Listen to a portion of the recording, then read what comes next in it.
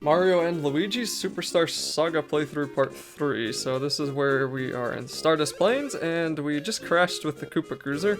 And these guys, I think one of them says, must have been this guy. Yeah, we haven't finished paying it off. It's like the Death Star, you know, from Robot Chicken? No? Okay. So anyway, we gotta run into a first run-in. Does that sentence even make sense? Anyway, here we are with the Hammer Bros, and these guys have probably the second worst minigame in this whole game. My goodness. Okay, so this is the Mushroom Kingdom border, and since they're border security, they can't let us in. And this game actually came out just after 9/11, I think. So I don't know, maybe that was a crack at that, or probably isn't that deep. But anyway, let's do the border jump. No need to explain it. We basically get 3 tries for each character, or 3 lives, I guess, and we can't get hit by that stupid rope. And this basically is just a memory game. I'm pretty sure I've remembered what's going on because I've done this first one so much, and you can pay attention to that flag in the background to see how close we are to the end. But anyway, you can come back to this and do this like a bunch of times later, and I think you get a couple of good items for it. But man, it's annoying later on. It's just one of the worst things ever. Always hated doing this. But anyway, that was flawless, so that's okay. Get a look at some of the really early Mario games. I guess the very first Mario game, if you don't count Mario Bros.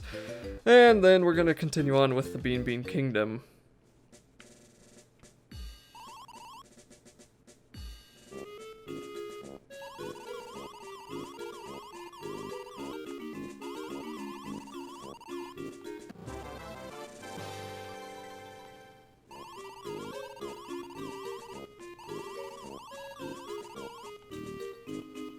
So, since we got the only map they've ever given away, alright, it's not touchscreen, whoops.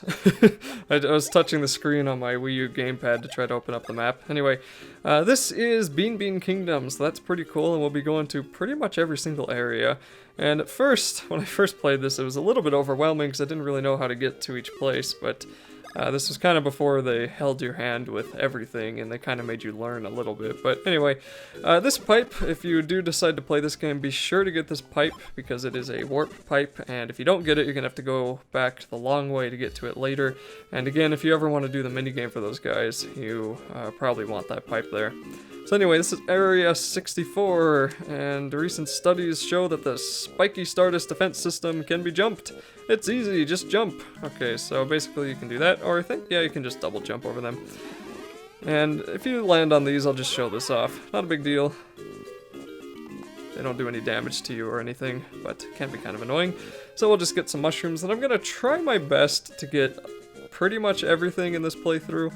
But I'm sure there will be a few things I'll miss, and I'll explain why that is a little bit later, but some of it's kind of fun. And that's the other thing, like, in the first video, at the end of it, I ranted about Partners in Time, and another thing I did not like about Partners in Time was how linear it was, and Super Mario's pretty linear to begin with. It's not something you expect to be super open world, but at least in this one, you had a reason to go back to previous areas.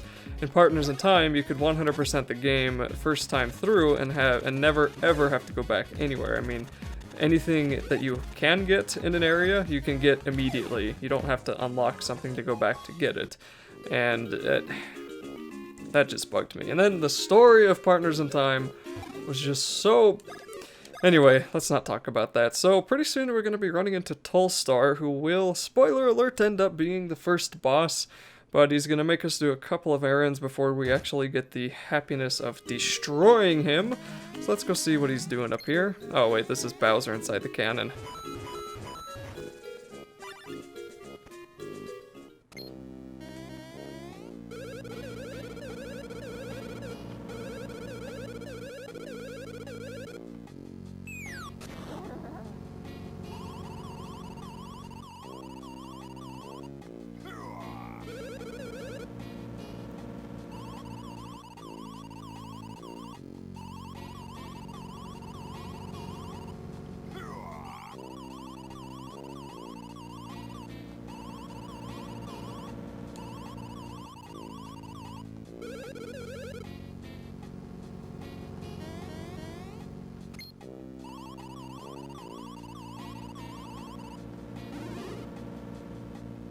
So there go the coins that Toadsworth gave us, but as we learn here in a second,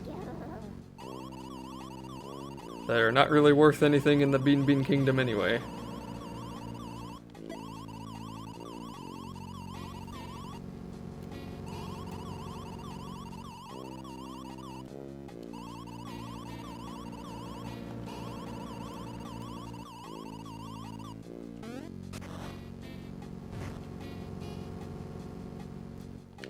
So getting 100 coins is probably a little bit tedious. I'm gonna say it's probably one of the more tedious things inside this game, but it's not too bad to get, so I like how they have a timer there. I think my original save file for this game has like 86 hours on the timer, and there's not even really 86 hours of content, but that's just how much I liked playing this game.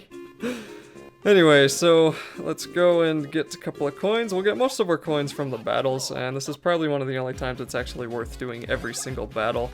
And I should probably say that I will plan on doing most battles inside this game just because it'll level me up pretty darn well.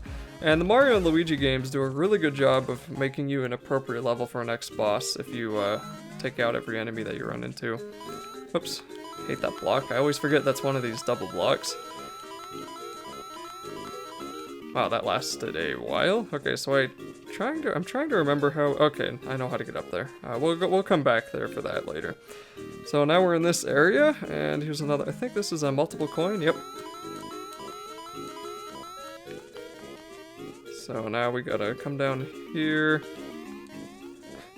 Let's get that. Okay, now there's two enemies here. There's this one there that I apparently didn't jump on. Oh, we're already at the cannons. The Bill Blasters. Interesting. Okay. Luigi, please tell me you're faster. Oh, you're not. Ouch. That's painful. So, Bill Blasters are pretty useless. Well, maybe not useless, they're just kind of dumb. They don't really do a whole lot, and they take a little bit to kill. They're kind of annoying in that regard. I guess I'll be raising Luigi's speed next time he levels up, because it's pretty low here.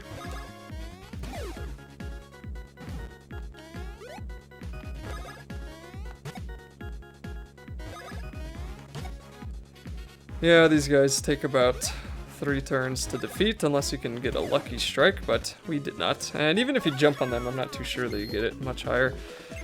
Alright, let's get your power up, I think. Yeah, let's go for power. Boom! Come on!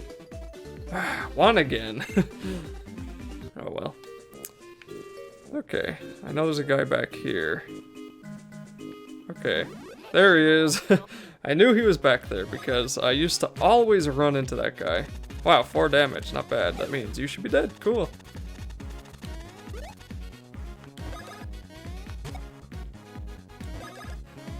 Already dealing 4, that's pretty good for Mario. Alright, Luigi, let's get your speed up so you can attack with Mario, and hopefully you get more than a 1 this time. And a 1 again, of course. Okay, so I don't think there's anything over there. Now these are always actually pretty interesting, but kind of weird. So you push B and then A. We have to hold it, but B, A, B, A. And then over here we are. And there's also another block up there that I can't get to yet, but I guess we'll come back for that. Like I said in the previous video, I'm going to do my best to 100% this game, and there's no like specific 100% meter, but you know, we'll see how it goes. That one we need the high jump to get up to, and we just can't do it now.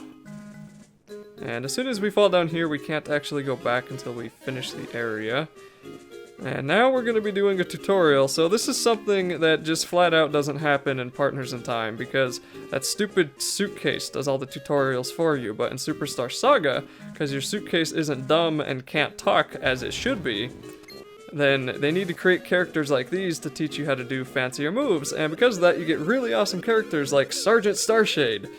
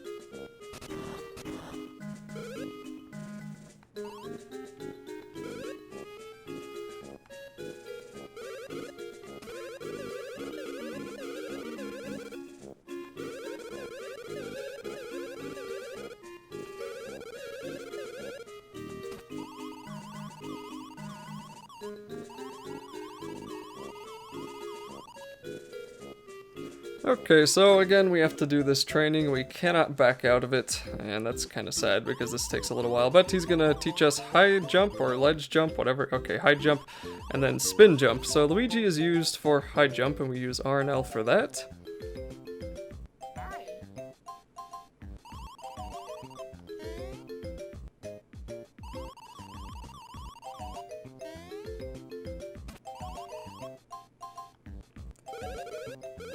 I hate how they default it to, do you need another explanation? Yes, instead of no, because, man.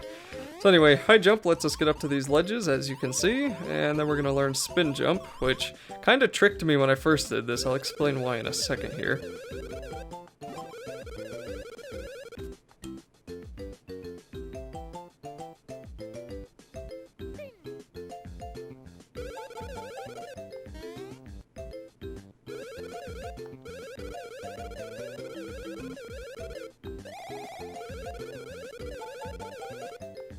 So the thing that tricked me is I thought you could do that while you're spin jumping, but you don't get quite as much length, or the time isn't quite as long for your spin jump as it is for theirs, so you can't actually do the spin back and forth and then go all the way across the ledge. So again, here's Mario. Spin! There we go.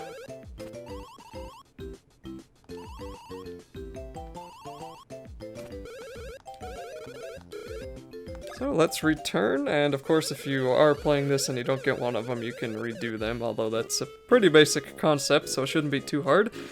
And now we gotta do a couple of, kind of an obstacle course. He's gonna, yeah, that flag, so we just need to get up there. I used to think this was timed, so I would try to do this as fast as I could, but it isn't actually timed, so that's always kinda... I don't know, I just thought that was kind of funny. Like, I wouldn't get this box until I finished it, because I was just too afraid it would... I was just too afraid that I would run out of time and have to do it all over again. Move out! Goodbye, Sergeant Starshade! One of the most memorable characters in this game, aside pretty much every other character inside this game. And I think the only memorable character inside Partners in Time for me was either both Toadsworths, although I don't know if that really counts, and the reporter, and the reporter was mildly entertaining. I like how the reporter showed up in, I think she was in Dream Drop, or whatever. Okay, what is, the heck is the Dream Team? Okay, I think the reporter showed up in Dream Team, but anyway, so, let's do a solo attack, I guess. Aw, Luigi. Your speed still isn't high enough. Man, I haven't been knocked down this much as Luigi in this area since I first played this game. It's like I've forgotten everything. Although, I will admit the controls are a little bit different on the Wii U, just because the gamepad is different from the Game Boy Advance. I mean, it's not too different, it's different enough. Okay, so I should be able to kill this guy right away? No. Their defense is too high. Okay.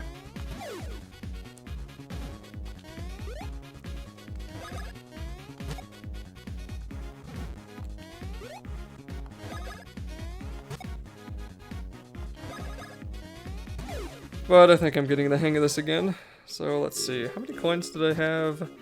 59, alright, we're getting there. High jump is pretty easy to mess up. You don't actually have to kill all of these enemies, but I don't think I will. I was gonna say it's sometimes useful for experience-wise, but I don't really think it makes that big of a difference that it's gonna affect near the end of the game.